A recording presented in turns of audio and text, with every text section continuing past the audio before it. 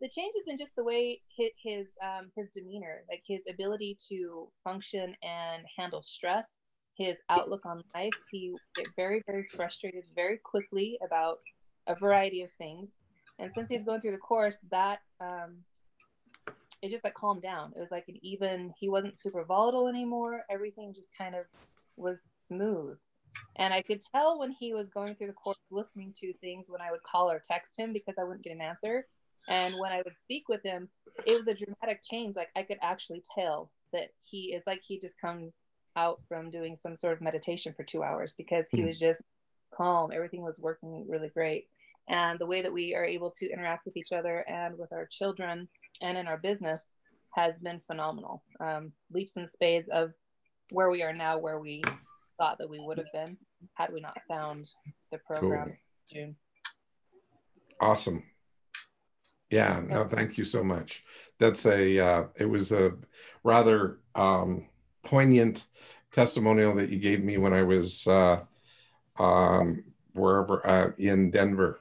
So, yeah. So.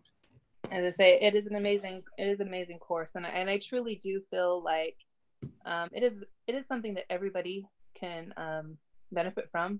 Business, absolutely. But it's more than that. Like I told you, rewiring your mind for wealth is a course that bleeds into every part of your life, and it makes you a better person. And makes you be able to handle life better. It is truly, I mean, it is the foundational course, in my opinion, that I've been looking for and that we needed to have a fulfilled life. Right. Aspect. So. Super. Cool. That's great to hear. Yeah, it is. So, and you can get that at rewiringyourmind.com and scroll down or click on programs. And did you want to? It's rewiringthemind.com. Did I say wiring the mind? You said rewiring your mind. Oh, sorry. It's rewiringthemind.com. And the program is Rewiring Your Mind for Wealth. And it's available there. Okay. Well, let's get started. And if when Jamie joins us, we'll bring her on, okay, as a panelist and whatnot. Tim says it's life-changing. Super. So or maybe that was from you. Anyway. No, that was okay. Upstairs for the kids, so I can be on. Oh, that's very nice of him. Super. Okay, so we are jumping into another one of the 10 beliefs that can make anyone highly successful. And what I want to focus on are two of the 10 beliefs tonight. And the first one is be clear on what you want. The problem is most people know exactly what they don't want. They're very unclear on what they do want. People can find the negative quickly. They can find something that's ineffective, something that's not working. And they don't get very specific about the things that they want. They generally say, I want more money. I want a more comfortable life. I want, all of these I wants that are general in nature, not specific. And those are the things that they go for. And that's problematic. You can't get generalities out of life. You can only get specifics. So focusing on what you don't want does not create what you want. It creates more of an avoidance mentality. So that's one of the pieces of the puzzle.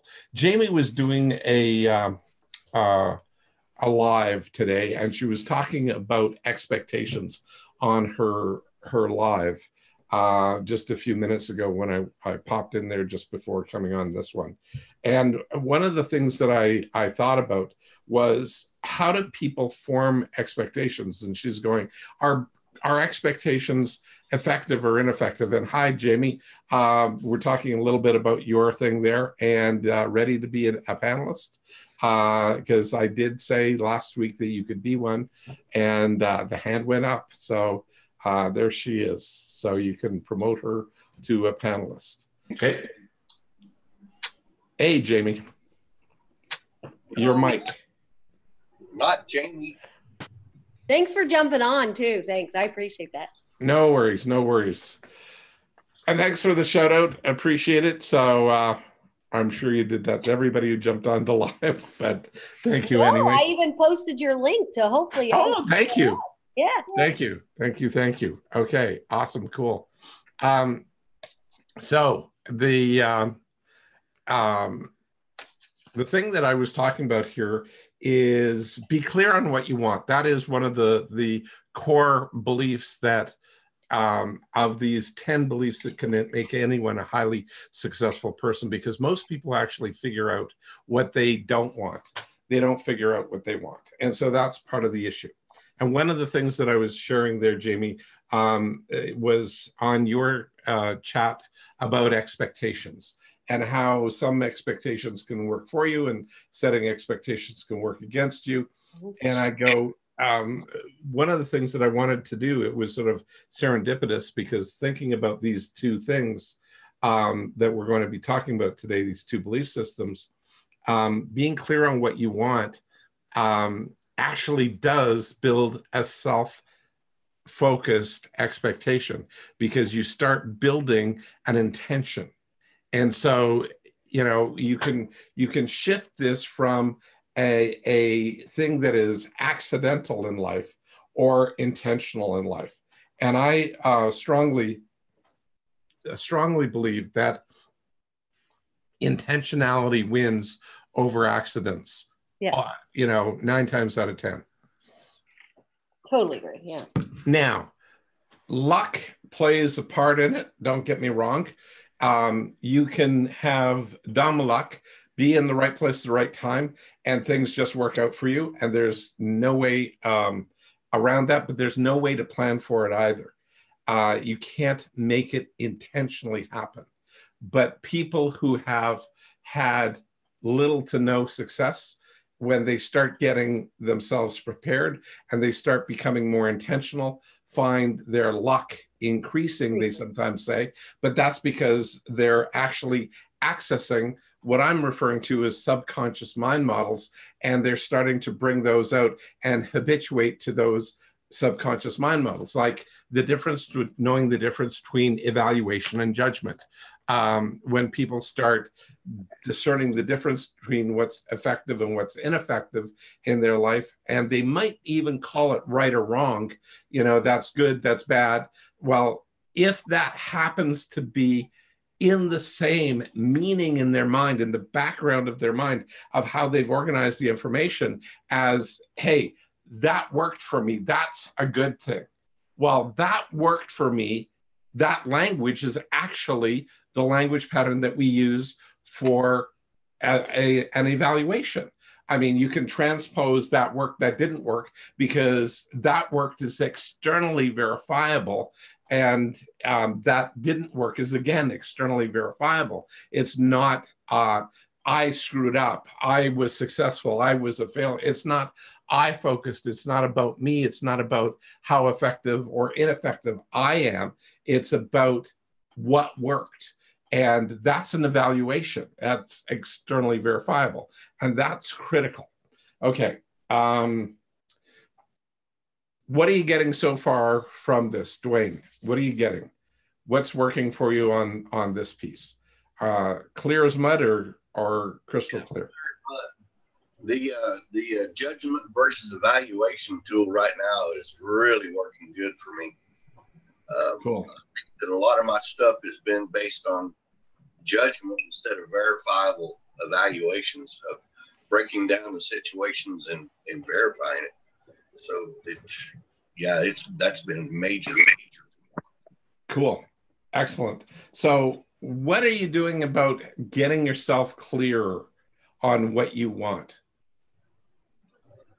Right now, I try to write down my ideas that I'm having, and then trying to move into, will that be effective right now? Or is this something that I should maybe focus on later down the road?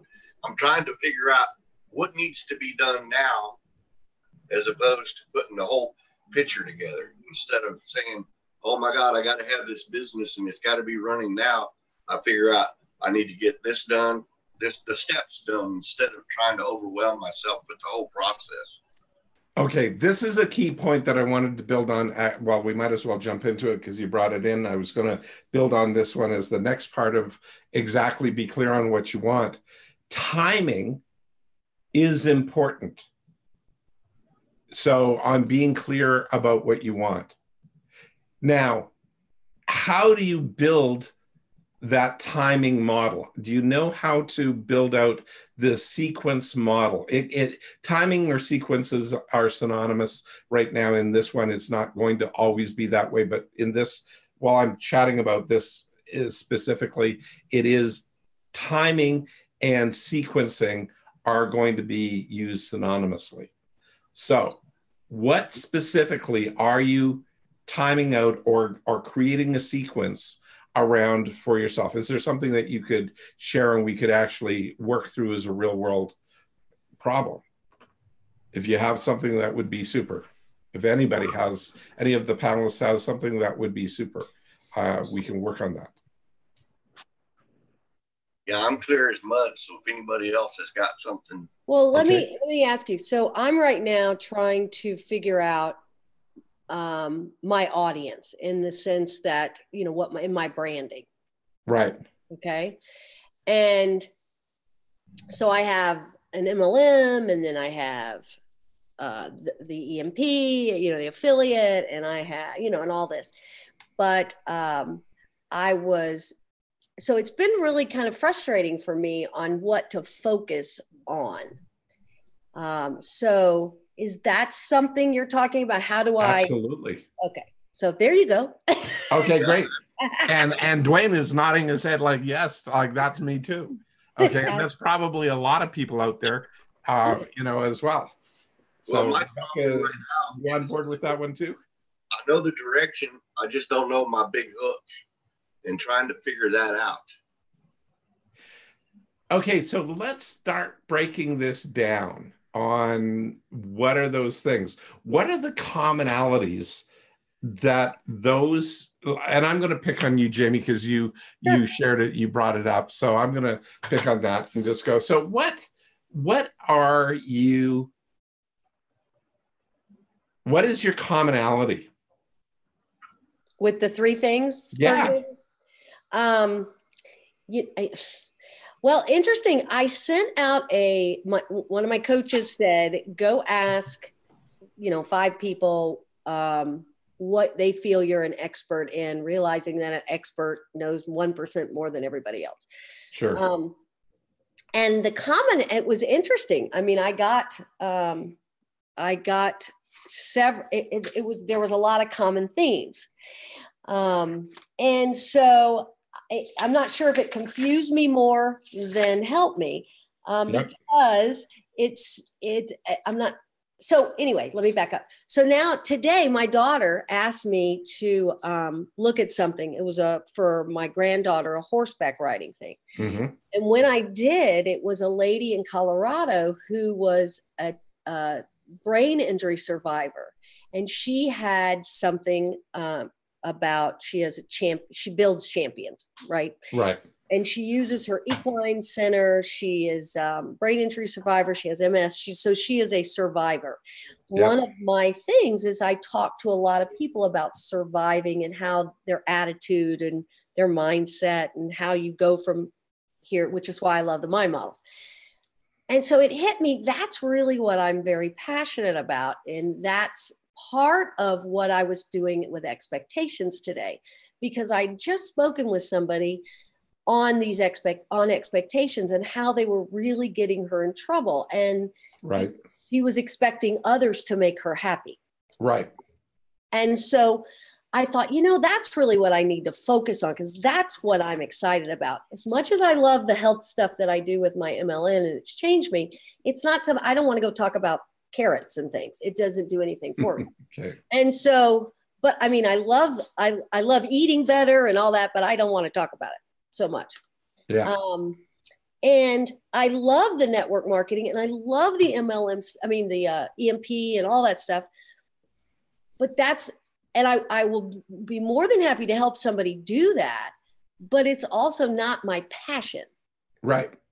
So I keep thinking that when I broke this down and then when I read this lady's blog, I was like, oh my God, I could have written it. She and I have very parallel lives and Right. we say the exact same thing. Nice. And so it really helped me fine tune that a little bit today. Now, what I don't know is how Hold it. No, stop there. okay. Okay. Not because you made a mistake. It's because you didn't finish your ability to make clear to yourself what you're saying. Okay. So, I'm working on a question here. So, what do you think you just said? What's your focal point? And if you want to keep talking about it, that's okay. But just think about your focal point. My focal point, I think, is helping people. Yeah, you know what? First of all, almost everybody's focal point is going to be helping. Okay. Well, that's true. All right. So go back. Go ahead. I'm listening. No, that's okay. But just remember, it's going to be a focal point that is helping, but what makes it different or special? Because of my brain injury. Because of my surviving. Potentially. Okay. All right. That's not the right answer. All right. Let me get. It's warmer. It's warmer. Because of the fact that I don't let it tell me what to do, that I take control over that. Is it her passion? To me, I was going to say, like, what is more aligned with your bliss between the two there? Like, to me, it seems like you kind of know what you want, but this other thing makes more sense. Or and be clear on what you want. That's what it really comes down to, right? Mm-hmm. And you're not clear on what you want. No, matter of fact, I feel like the lives that I've done before is mainly because I'm a little scattered because I don't really know who I'm talking to. And I've got but it's like, okay, you're scattered because you don't know who you're talking to. Okay. So who's driving who? Like, who's driving you? Yeah. Are you doing this for the money? It would be nice eventually, but I think I would do it anyway. Exactly. So you're not doing it for the money, then. No, I'm trying to give people value. I'm trying to get them unstuck. I get that. I hear that. You're trying to get people unstuck. Yeah, not to take as long as I. So who are you to tell people how to get unstuck? Good question. I just am a person who has persevered. Absolutely. And, yeah. I mean, I don't have a degree or anything. I just have persevered and I've got the t-shirt, so to say. School of Hard Knocks. Right. And you got the PhD. Yeah, that's right. Filed higher and deeper. Or I say my MSU behind my name, which is make stuff up. But yeah. Okay. I like piled higher and deeper first, right. Because life piles a lot of crap out there and you keep on building it up and doing a lot of stuff. And so that really is, I'm just the normal person who am no different than anyone else, but I've chosen to switch. No, hold it. No, like yes and no. You're a normal person. Okay. Who is different from other people. How come? Because I've chosen to switch how I think. Correct. Right? Yeah. Exactly. I mean, because I have to choose to do that. So correct me if I'm wrong, that it took me actually a long time to figure this out. But, you know, one of the things that I was told umpteen dozen times in all of the marketing stuff is what makes you special, Blair? Okay, so Jamie, what makes you special? What makes me special? I think just because I don't know what makes me special. Okay, let me spell this out for everybody, and it's to find your story. Your story, your life. This is the key piece of your life experiences have made you who and what you are. And she's fallen over. No, I'm plugging in my computer. No, I get it. I'm getting it. I see you're about to disappear on me. Yeah, that's right. And now she's running away. Yeah, that's right. Okay. No, seriously, what it comes down to is you can only effectively, honestly influence other people by sharing your story effectively and sharing with them how you have coped with what it is, and you found that you have these commonalities that now you can choose to share with other people. Okay, that's like, if you think about it, think about anybody. I mean, Tim Irway, myself, Mike Dillard, any personality, any person out there who has got an audience or tends to collect people around them who want to listen to them more. Okay, what makes those people effective? Apart from speaking skills and all the other crap I think they effectively tell their story to connect to others who relate to them. Exactly. And it's their story. It's not something that they made up. It's not something that's crafted necessarily. It's like me and mind models. I mean, I'm dyslexic. I got beaten up as a kid. I figured out certain things. I was able to move forward and start a school at the ripe old age of 21 with my mom and Vicky. And we built up a school, and it ran for 35 years. We had 23 branches, our campuses in 5 provinces, 2 territories. We had over 1,000 students. I have a story to tell. You have a story to tell. Your brain injury, you have that whole piece. You're a survivor from that. Like, you have a story to tell, and your story is compelling, and certain people will be attracted to that story. I don't know any other way of putting it out there and saying that each person, you know, in the helping area has their story. Right.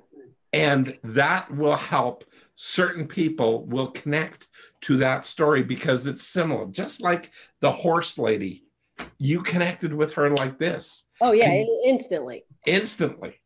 And so you go, hey, I could have written that myself. Sounds like me. That could have been me. I could have written that. Great. But that's exactly what you want to be able to do, to go out there and do that. And, you know, one of the things that I was focusing on earlier today with some of the people at EMP, I'm training people on igniting the buying conversation there in our with one of our clients. It happens to be EMP, but igniting the buying conversation, you got to find your thing that's truly something that you care about, and that you know is a concern to yourself and others. And when you pair up that care and concern, you share yourself from a care and concern point of view. It's like that person, that horse lady, she spoke to you and you felt like she got you. Yeah, she understood you deeply. Well, that's this interesting thing, because I have been so struggling with this. And today it was when I saw her stuff, I was like, you know what? Why am I struggling with this? That's what I want to talk about. That's where it makes sense for me, and I don't have to think about it. I mean, it's just natural. By the way, that's okay. This is also something that I wanted to build on be clear on what you want. The problem is, most of the time we seek clarity on things that we think are difficult. Okay. Okay, like because it's hard, because we've been indoctrinated with life is hard, and if I don't have a substantial problem, it's not worth solving. Okay, so it's got to be immensely difficult, and I am super guilty at that. Like now I'm over the last year or so, I'm parking a lot of that stuff crap, I call it. It's not my thing. It just is stuff that other people are sort of throwing out there, and I take a look at that and I go, hold it. What's my stuff? My stuff is mind models. How come? Because they worked for me. Because they work for literally, before I named and labeled them mind models, they were sort of points of clarity and other trainings that I put together different ways. But when I finally figured out what I could call these groups of skill sets and behaviors and was able to position it as, I believe in these models, and they're models in my mind, and boom, mind models. And just, I was talking with Tyler, a dear friend of mine, and he said, Blair, you've just been saying it. And I was saying, what? I couldn't get it. And he said, these are mind models.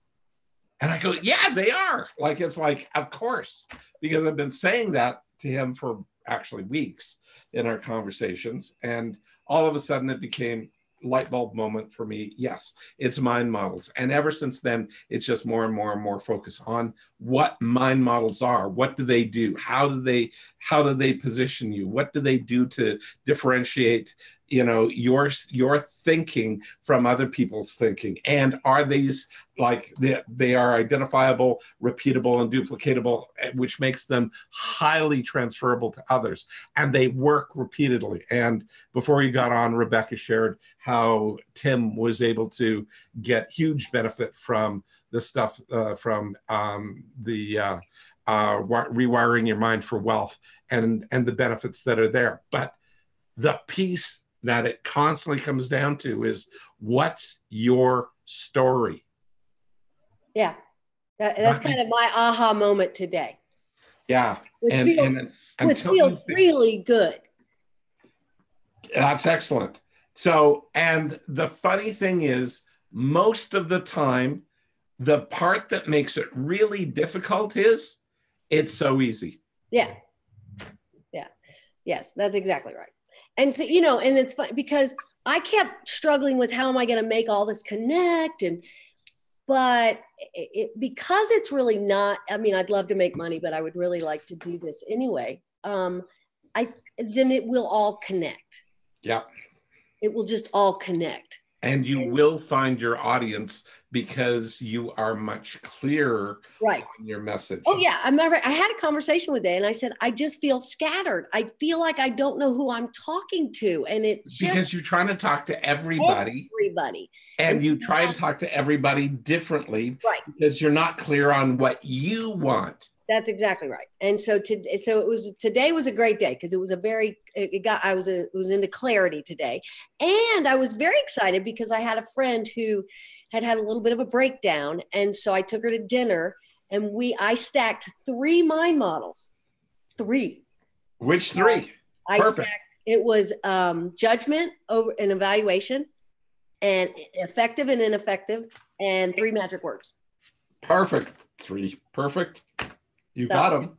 I did. And what happened as a result? Oh, she left like, oh my gosh, you were right. That is powerful. And so she was so excited. And I was excited because I was like, oh, I did it. Yeah. And, that's pretty effective, isn't it? It is very effective. And it was neat because instead of just telling her my opinion or what I thought, I actually could give her steps on how to do that. And my daughter had a little bit of a breakdown last night because she had wrecked the car, and she then got like overwhelmed, everything, her brain went, all the things going wrong. Yeah. And I said, you know what, Melissa, I need you to breathe for a minute. And I want you to think about what you can do specifically right now, because that's all you have control over. And so it worked. It was really cool. And all you're doing is asking questions and helping people get resourceful. That's right.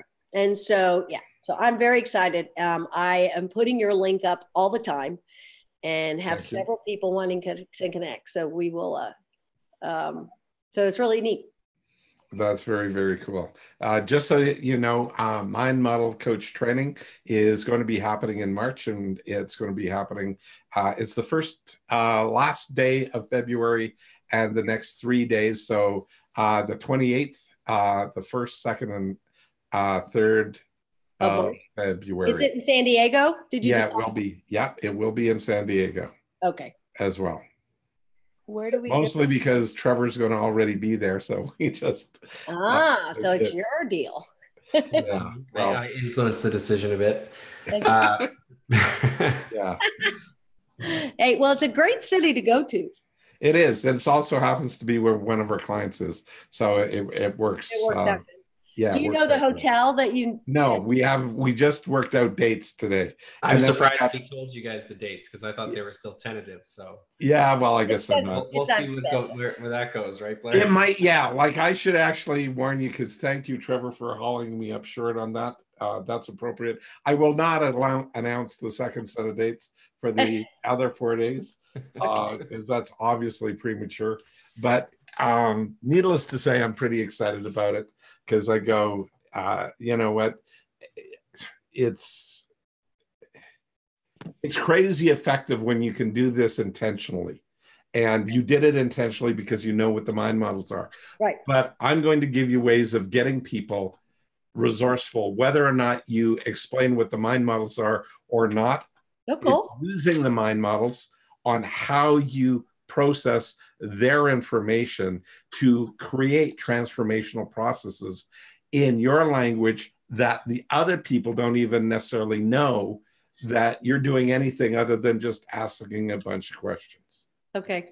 And you get them resourceful about 80% of the time, which is very, very high odds. And that's, by the way, for people, it'll probably be higher because that was with people with mental health challenges.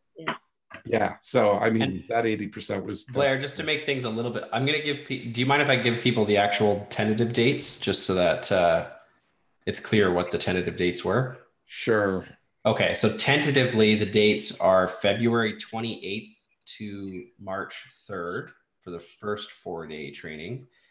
And the second tentative date is March 28th to the 31st.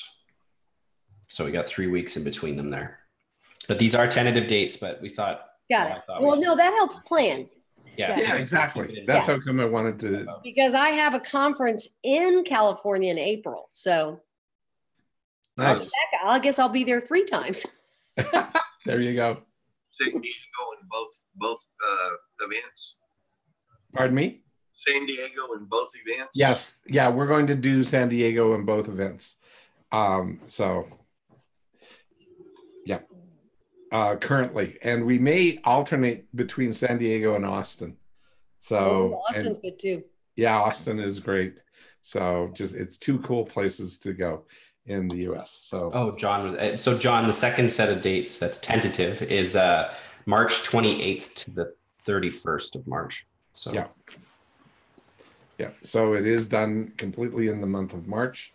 We're going to be getting our website adjusted within the next 7 to 10 days, and this will be up so that once we get confirmed dates, we'll be posting that on our website, and we'll be taking applications for the for Mind Model Coach training, and then moving forward with also with deposits, so that we want to know who's serious and how much more marketing we need to do and whatnot. But we've got a whole bunch of people that are very shown very strong interest. So we've got 16 or 17 people that are putting up their hands saying, you're close to your 20.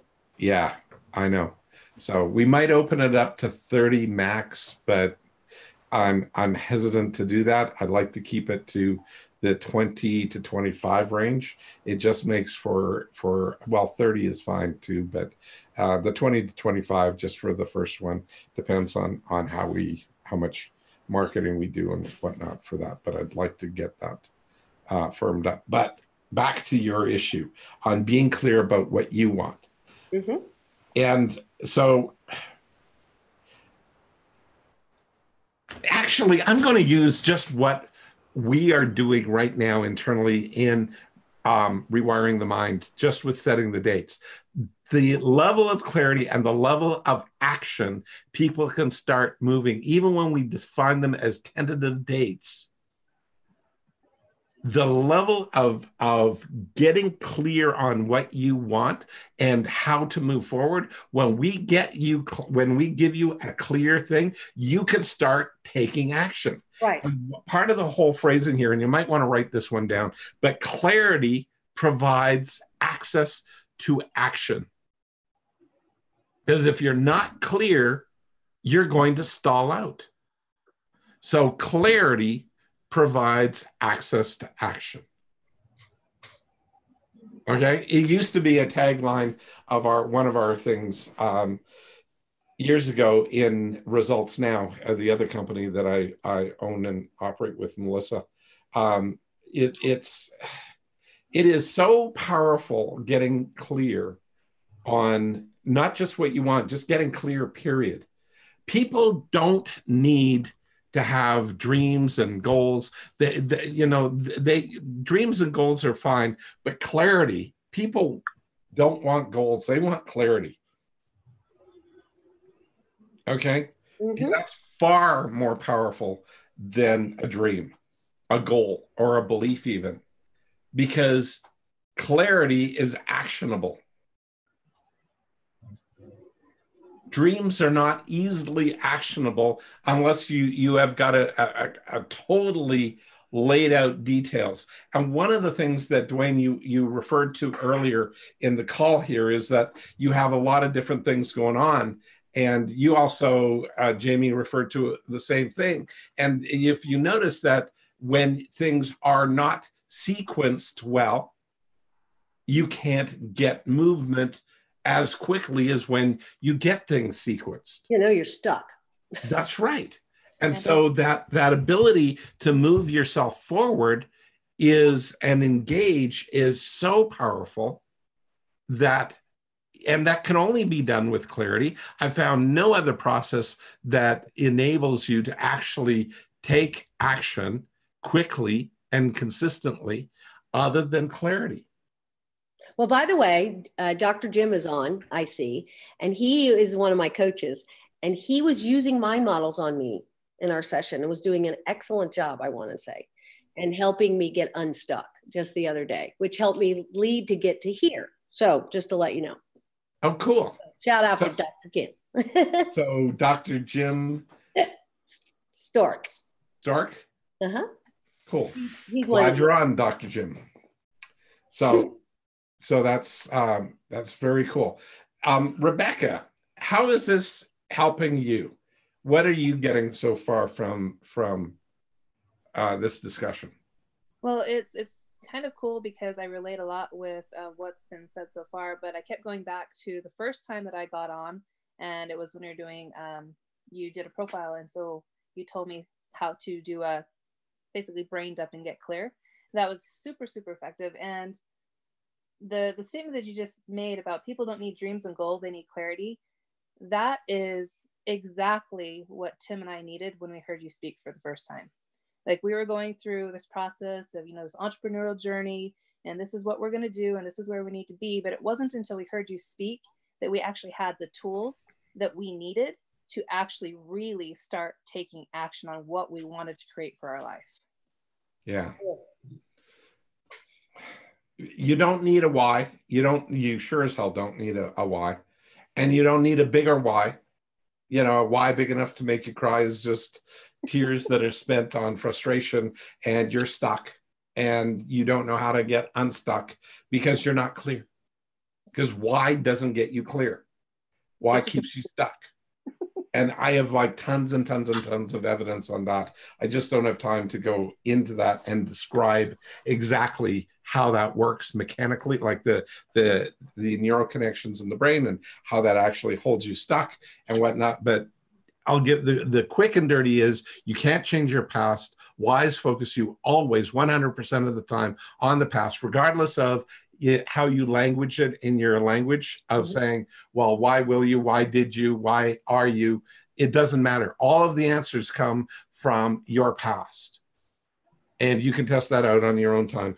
And there's $100 if you can disprove that. I'll pay anybody $100 to disprove that. It's been up. I carry around $100 bill, Canadian, by the way, in my wallet. So don't get your hopes up. Yeah, it's $80 US. I was gonna say no. Yeah. But anyway, that is the critical part of this whole thing, is that we need to wrap our head around about being clear about what you want and how we get stuck when we know what we don't want. And again, Jamie, you're and Rebecca, you just sort of more or less shared. You probably knew what you didn't want, right, Rebecca? Oh yeah, no, lots of things I don't want. Yeah, but you don't get really focused in on what you do want. Right. Well, I think a lot of times too, like, you, Jamie, it's, you know what you want now, right? I mean, you know what you're passionate about, but at least for me, there's a level of fear that came onto that, of being able to make that like really work and really happen. So it being so easy and right underneath your nose, we think it's way too, like, that can't be the answer, right? Because it's got to be something more than that. We overcomplicate. Yeah, and we overcomplicate it because that's what we've been taught to do. So it sort of holds us in this stuck state. And how have we been taught what to do? Well, we're not smart enough, you're not fast enough, you're not number one. And when you are number one, then you go to MIT. And the really interesting research that I did years ago on this stuff was Ivy League universities have a lot of people that were number one in their class.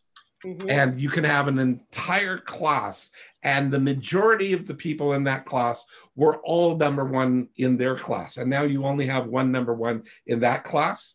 What happens to the rest of those people? They become disillusioned, and there's some really good long-term studies on this. And if you go not to an Ivy League university, unless you're number one in the class and you graduate there, you will likely go on to do some rather phenomenal things. But these other people that are like number 2, number 10, number whatever in the class, and they were previously number one, they almost always, like, I think it was like in the 90% of those individuals will underperform people who did not make it into a tier one, like an Ivy League university. Yeah. And they are not the ones that actually do the majority of the research and transform the world. The majority of the people that will write papers and do everything else are people that are average or slightly above average in the whole area of their academic career, and they'll go on to have some kind of epiphany. And even a relatively large percentage of the people in the bottom rung actually go on to be top rung players, because they're still out there fighting and they think that things are possible. But when you've been number one and you're not number one, well, I'm not as smart, and they don't know how to handle that self-doubt. And if you notice the three things that the three of you, Rebecca, Jamie, and Dwayne, have in common here in your stories that you've shared briefly, was your self-doubt. Mm-hmm. Okay, and that is the debilitating part of not being clear about what you want. And when you figure out, like Trevor said it, and he shared it, like, find your bliss. That's one way of doing it. Or find the thing that you believe in, or find your passion. How come people say find your passion? Because it's something that can drive you whether or not you're being effective or successful. When you figure out that passion piece, when you figure out your bliss, when you figure out that thing that you connect with more effectively than any other thing, and you share that as your story, you can influence people around you. Because you're not that different from other people out there. By the way, you also then find your audience. Yeah. And they find you. because they're listening. Now you have to go out there and test and create the messages and whatnot. But that was the whole thing. Again, at No Excuses 9, getting out there and sharing exactly what was going on with myself and running out in a public setting for the first time. There is a whole piece here. Sorry, my phone was not on vibrate. It is now. Anyway, that whole piece was me in a public setting sharing about mind models for the first time to a large audience, like over 10, 20 people. Like that was like 450 people out there. And the overwhelming response was that's so true. That's me. I can't believe that I didn't figure this out, or it makes so much sense. That connection is spontaneous and there because it's pre-existing at a subconscious level. And that's what we have to do. We have to find our audience that already has a similar alignment to us. Not necessarily the same, but similar. Well, it's interesting, Blair, because, I do a live quite often, and I do them like I said, I've been kind of scattered. So I've been kind of testing things. And I'll have a few people on. Today, when I put expectations, oh my goodness, I had automatically, it was instantly, I had 10 people immediate and comment that said, this is such a powerful subject because it can help everybody. And, so it was, I totally resonated with more people on this one than I have any others. Interesting. So you now know that piece. And you have your story about expectations and the things that you've gone through that you can share. Yep. And now you've got your angle.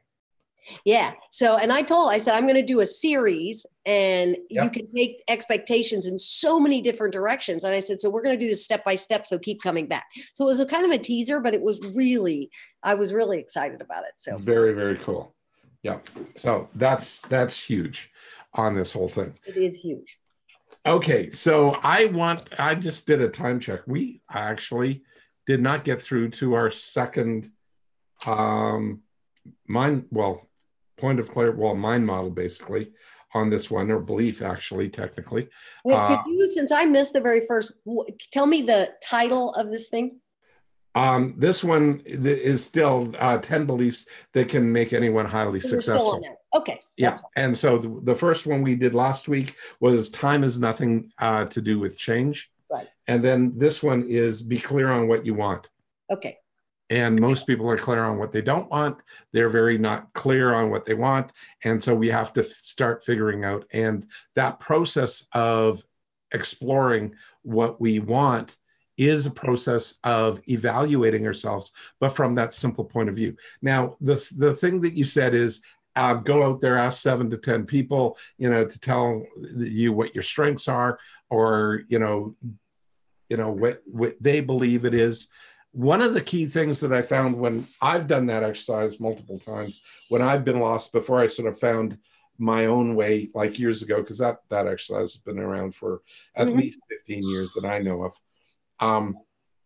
The piece here is really simple. When you go out there and you do that, you get a lot of people saying stuff, but it rarely comes back to what these are all truisms about you, but they're usually interpreted truisms, number one. And number two, they're about your what they believe you're doing, not about the behaviors or the parts of your life that you're deeply passionate about. Correct. Very true. So it doesn't necessarily help you define what is actually going on with yourself.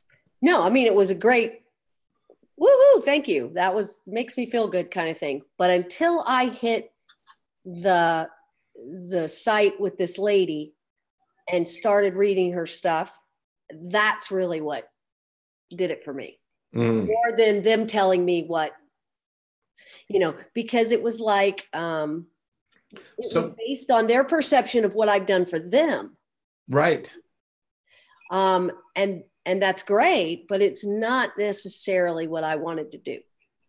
Correct. And so who are you serving? Are you being true to yourself, or are you trying to be true for each and every person that comes up in front of you so that you can relate to them their way?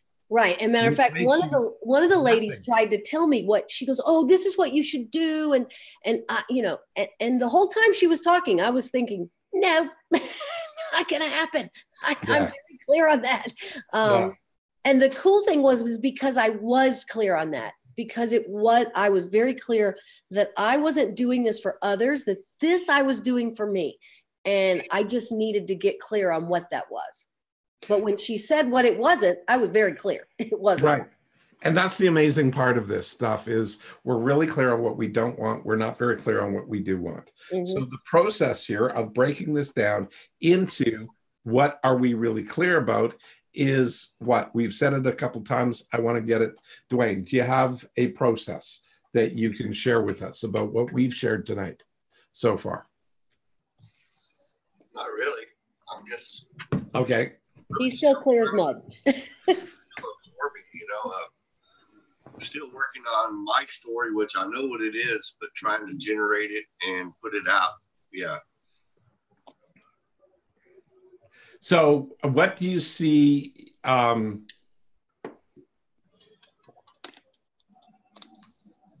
Okay, first of all, if you are very unclear about what your story is, then one of the clear things that you should be doing here is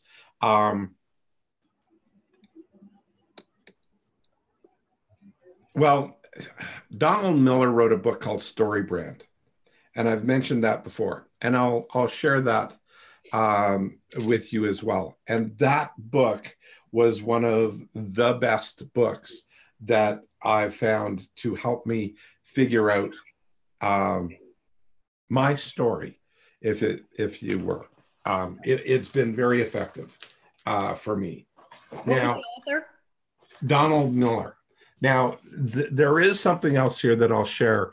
And if you look up, you know, How to Tell Your Story by Donald Miller. Okay. It's an excellent way of going through, and he breaks out more or less what's in the course. And it's a simple read. I'm just looking this up here.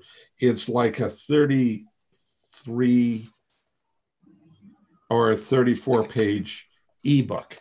That's a free book. Okay. And you can find this stuff through storybrand.com. I am not an affiliate. Okay. I probably should become one because I am such a fan of his work, but it's one of the cleanest, simplest ways that I've ever been able to chunk down my message into something that is understandable by others. Super, thanks. Number one. Number two, I am not the hero of this story. I am Yoda. I am the person that is facilitating other people, and you guys are the heroes of your own stories. And all of you guys out there who are listening into this, you are the heroes of your own story. But when you're most people try and cause you to figure out my story is my story and I should be the hero of my story. Well, yes, that's fine when it's just you're finding the thing that you're passionate about. But once you find that and you share it with somebody else, if you decide to go out there and push your model of the world, and you don't give people the tools to transform themselves, if you don't teach them how to become more effective, you know, then it's just what you're saying. Then you're a guru, like, you know, do as I say, you know, and you'll get the same results, do what I do, you'll get the same results I get, and all the rest of that bullshit that's been out there for decades, as opposed to teach me something that is identifiable, repeatable, and duplicatable. Teach me something that I can take and make in my life and make my life better for me. That's what we have to do for others. So that makes me Yoda. That does not make me the hero. I'm not out here to rescue people. I'm here to help them learn how to become the better person that they can be. Just like what you did, Jamie. You figured out, okay, right, my story is me. The simple part of me is I am a brain injury survivor. That story has transformed my life. Yeah. And that story will connect with other people because everybody has to survive something in their life. Yep. I'm a guy that got beat up as a kid. That's one of my survival stories, so I can relate to that. Another one is my father in a coma, for 14 years before he passed. Wow. I mean, I lived through that. I have that experience. And that experience actually was one of the biggest ones that caused me to find mind models. And that's the one that I like. Me being beaten up as a kid is not the thing that drives me, but mind models drive me because I fell apart because I thought I had mindset locked in, dialed in, and I didn't. And I lost it. And I literally taught people mindset and I couldn't pull it back. And all the people that I went to that had mindset training and taught me my mindset stuff, it didn't help at all. Yeah. And so I go, this is fake. This isn't real. And thank God I had life skills because that was solid science done by the government of Canada, $42 million worth of research. It worked. And I go, yeah, but this isn't enough for me. I need more. And so I needed something more than just basic coping skills. I needed to take it beyond that.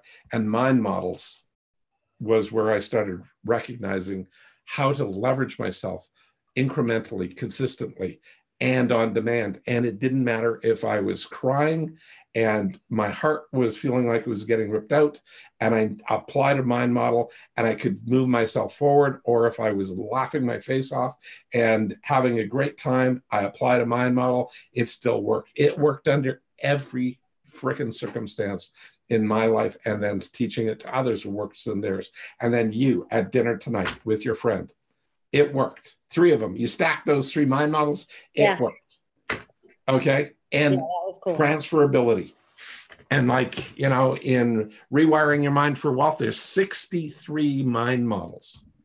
By the way, everybody who is wanting to come to the Mind Model Coach training, I don't want to go through all of those 63 mind models. So buy the course, take it, and go through it before you come into Mind Model Coach training. That's going to be a prerequisite, just to tell you. So some of you have it. I know John does. I know Rebecca and Tim both have got that. So, but just sharing, get the course, take it, go through it, please, because I want to fast track you guys and get you guys way more resourceful, and it just speeds up the process. But that is something that I'm so passionate about, is mind models.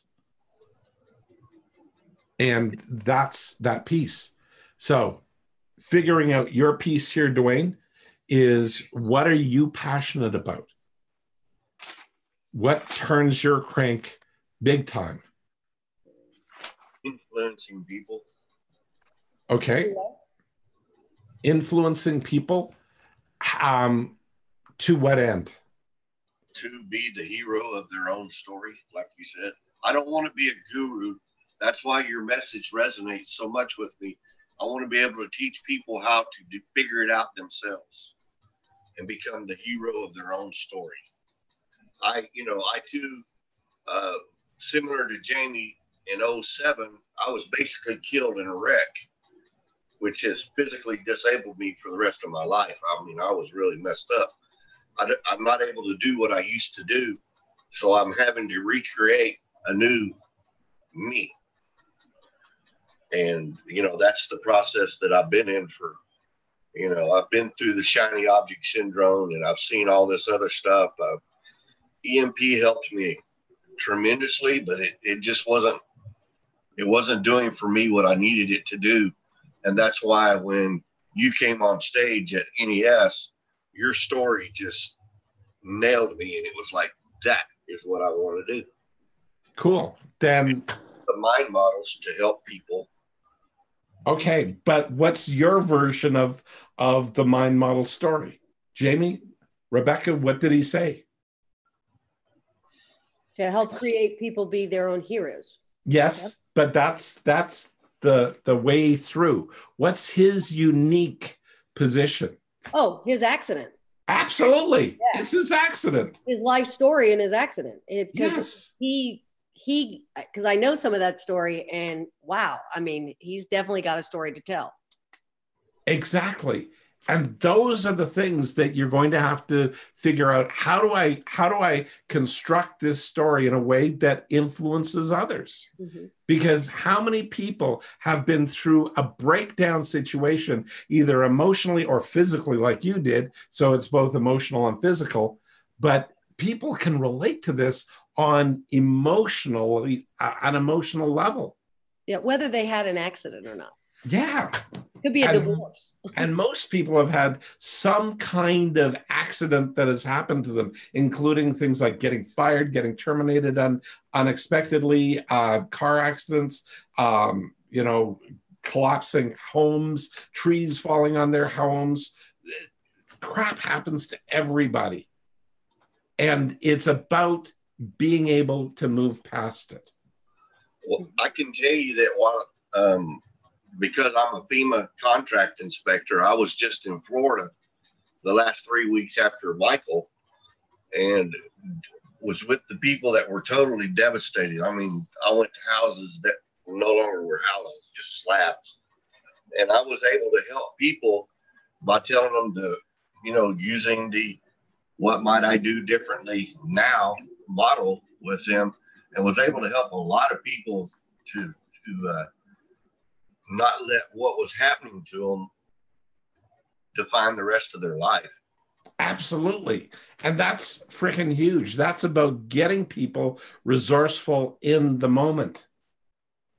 Okay. And it's about becoming that person to help people transform.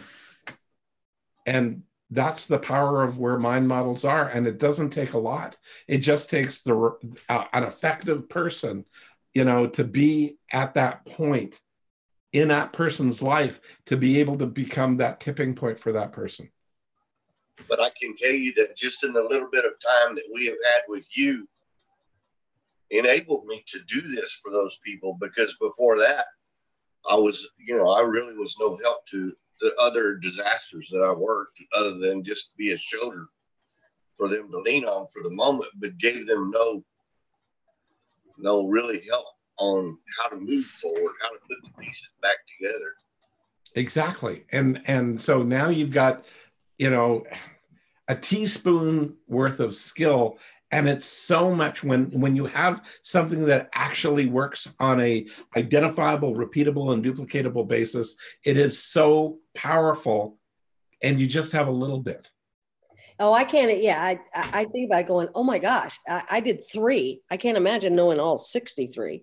No. There's more than 63. There's over 100 of them. There's just 63 of Rewiring Your Mind for Wealth. And the big ones there, the question concepts and the belief systems pieces that we're going to get into in the mind model coach training piece. Question, because I had asked you how to get through that why question so I can explain it to some people. And you had said, oh, that one comes later. So do we do like in the first training, you think we're going to do like focus on those 63, and then in the second one move into the No. We're not going to be focusing on the 63 in the first half. You guys have to come in knowing those, because I want to be able to just have it where you guys are familiar with them. So when I bring them up, it's not like I have to teach them from scratch, because we'd be there for Be there 3 forever. months. Yeah. Yeah, we'd be 3 months worth of training No if I problem. did Okay. do that. I don't have time to plow through all of that stuff. But what I do have time to do is spend we're going to go through, obviously, it's just safety versus comfort, ask versus tell. And then we're going to go into, right there, we're going to jump into question concepts and start diving into question concepts at that point. And that is, in and of itself, is that around a 3-hour learning just on question concepts, because they're so deep. And that's just to give you guys the overview. And then you start recognizing, I can listen to somebody and recognize how their mind is working on the fly.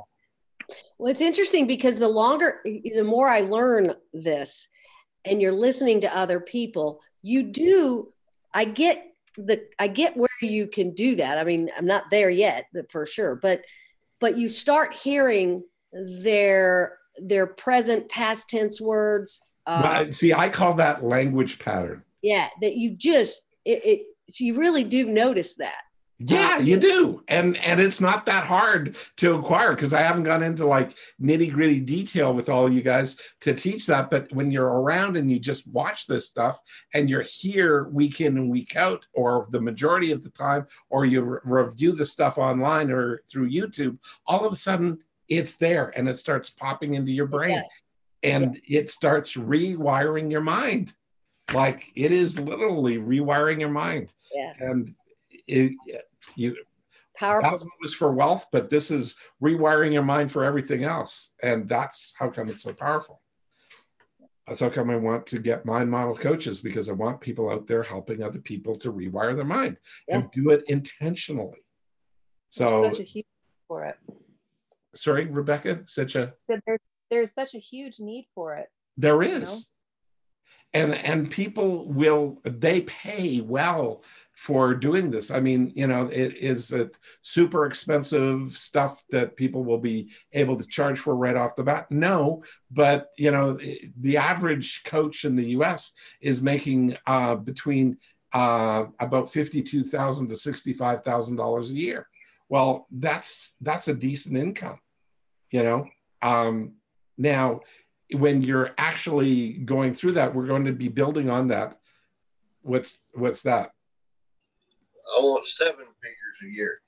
7. It's not impossible at all. You're also supposed to have more than one stream of income.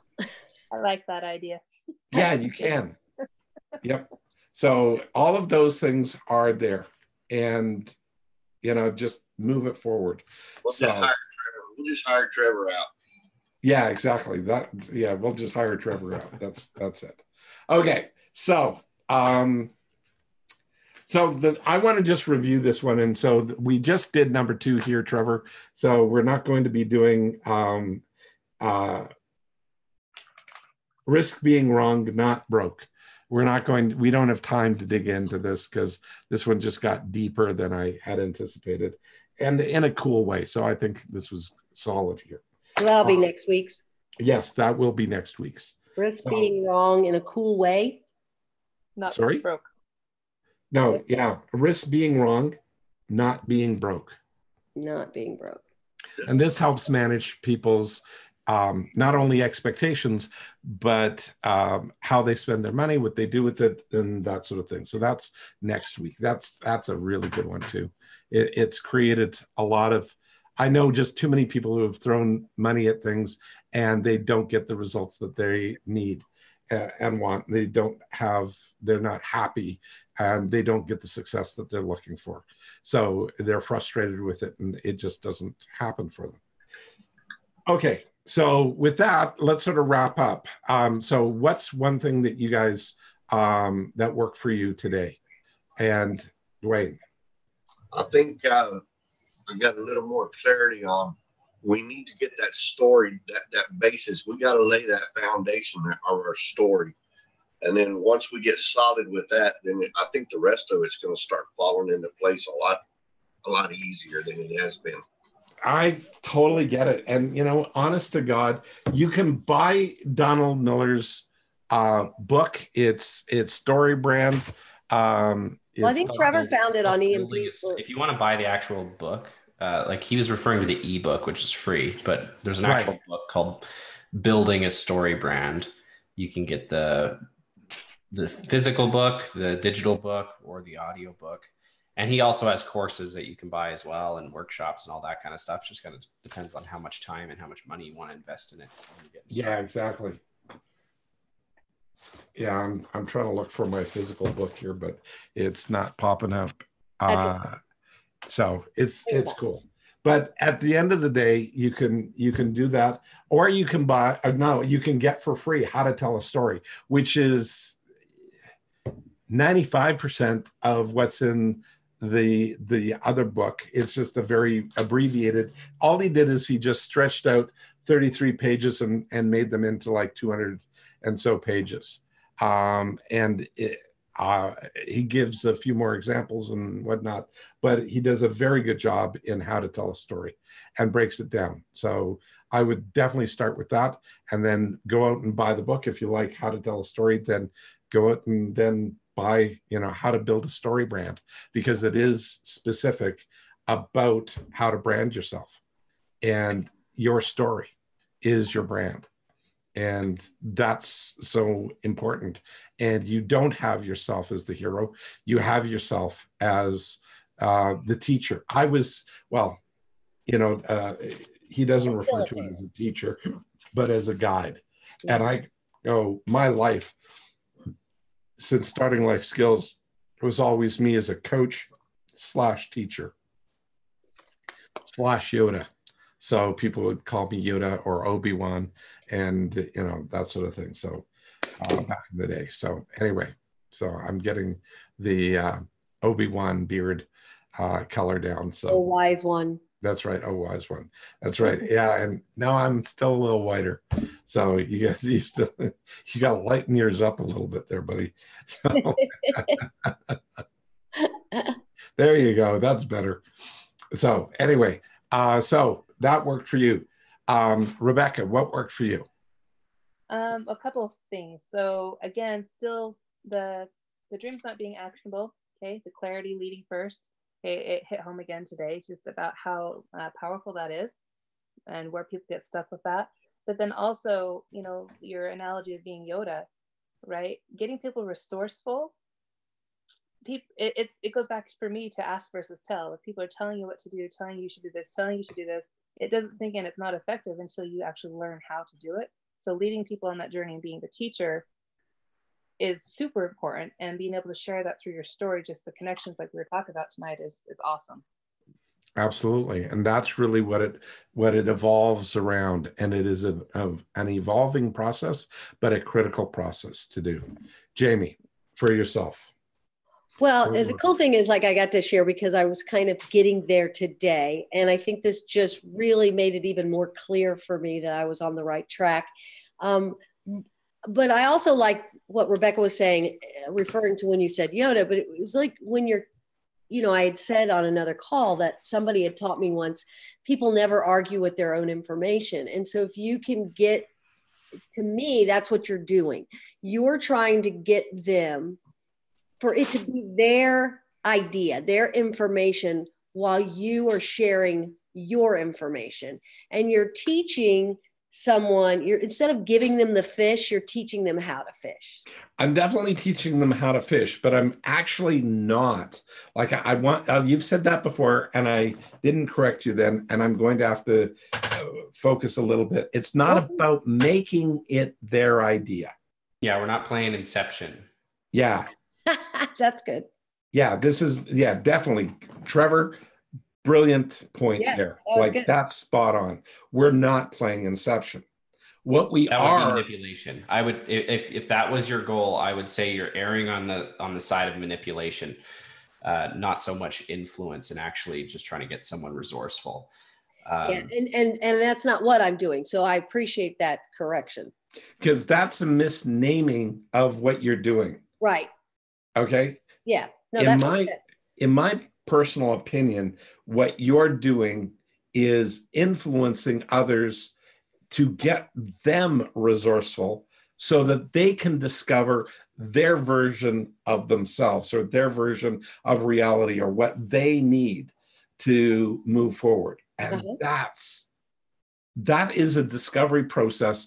And it's not about setting up the questions. If you're coming from the point of view, and I don't want other listeners to think about this and say, oh, right, well, I know what this person should do, so all I got to do is ask questions for them to agree with me. Oh yeah, no. No, that's not what we're doing here. There's three things. Like, this is also like a little bonus mind model here. Questions. There are three types of ways of questioning. There's questions that prove, there are questions that position, and there are questions that actually come from a curious point of view. And curiosity is the only one that consistently works effectively as a win-win scenario. Prove and position is all about power and control. Okay? And a lot of people will ask those prove and position questions and just to prove themselves right, prove that they're right, somebody else is wrong, and it becomes ineffective. And so curiosity-based questions are the only ones that work consistently long-term, and they work so consistently. Right. No, I appreciate that correction, because it comes down to me, when they discover it themselves, then they're going to own it. And that's kind of where I was getting it. Not that I'm going to. No, that's absolutely true. They will own it when they discover it themselves. Right. But when you figured out what you were doing for you, and you stated it like two or three times on this call, yet you didn't hear yourself. When I just repeated it back, it was like, oh my God, that's it. Right. It's like a eureka moment. But if I don't listen to you deeply and say it the way, very close to the way you said it, that's it. And I have to just be clear about it, but not certain that this is it, because I have a 50-50 chance. Either this is correct from your perspective or it's incorrect from your perspective. I can't be attached to the outcome, because if I am, then I'm proving or positioning. Yeah, that makes sense. Okay, cool. I just have to be curious to find out your view. And when I am, I come across with care and concern. And then it's back to you. It's your discovery. It's your thing. Right. And that's exactly what I was trying to say in the wrong words. So thank you very much for that. Yeah, because that is not, these titling pieces, these naming and labeling are so critical, because we behave to how we name and label. And we don't necessarily mean to misbehave, but we behave to the subconscious meanings of what's going on. And that's so critical. Those expectations. Okay? They are. But it's actually how you set expectations, not that you set expectations, that determine the effectiveness of expectations. Repeat that. It's not. How? It is how you set expectations. It is how you set expectations, not that you set expectations. Is the thing that makes it the expectation either effective or ineffective. One of the things that I used to do in coach training is teach your coaches how to set expectations of the group. And how you did it is by role modeling first, and then once you've role modeled, you ask people if this is something that they wanted more of in their life.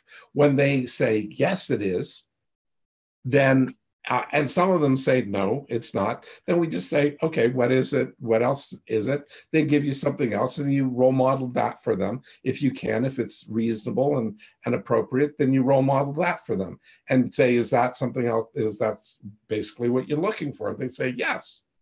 Well, when they've said yes, then I go, well, I'll teach you some fundamentals, but I do expect you to put in the work to achieve that what you expect of yourself, because I also expect that of you.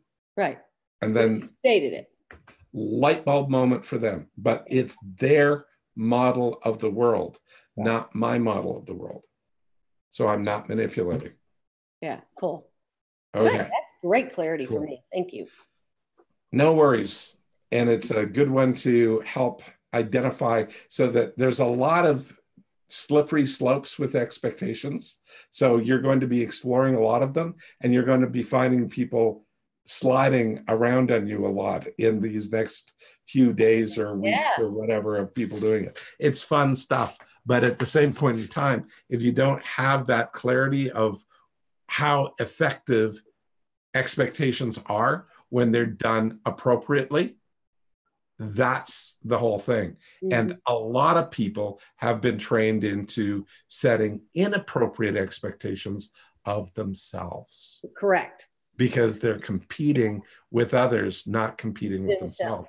Yep. Yeah. Yeah, that was one of my subjects, matter of fact, I'm going to talk about. Wonderful. Wonderful. Okay, with that, let's wrap up the day. I was going to be, actually, this is a long one for me these days. I'm almost at an hour and a half, so I'm going to wrap it up here.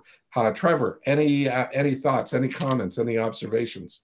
I really liked your inception comment, by the way. That was good. Yeah, no problem. Thought I would jump in there for that. No, I think we hit that from a lot of different angles. Hopefully that was helpful for people on helping them figure out what they want and sort of a process that they can follow, as well as flags that might let them know that maybe they're not following what they want or they're not clear on what they want. Do you know if you wanted to do any profiling today, Blair? Or because no, I'm not going to do it. I don't want to do it. I wanted to try and hold this thing down to an hour and then do 15 minutes of profiling, but I don't want to keep on piling on time for people here. Mm-hmm. So Colin Paul did say we can't be certain. We could we would be actually, or could be perceived as judging. And that's absolutely true, because that's that whole thing of clarity versus certainty. And we want to avoid certainty and go after clarity, because life changes too fast. Certainty does not last. Even in arguments, certainty just does not last. So, okay, with that, let's call it a wrap. Unless there's something else that's burning. Nope, all good. Okay, guys, thanks so much for coming out, and have yourselves a great night, and we'll see you next week. Thank you. Hey, thanks, Trevor. Thank you. No problem. You guys have a good night. Thanks so much.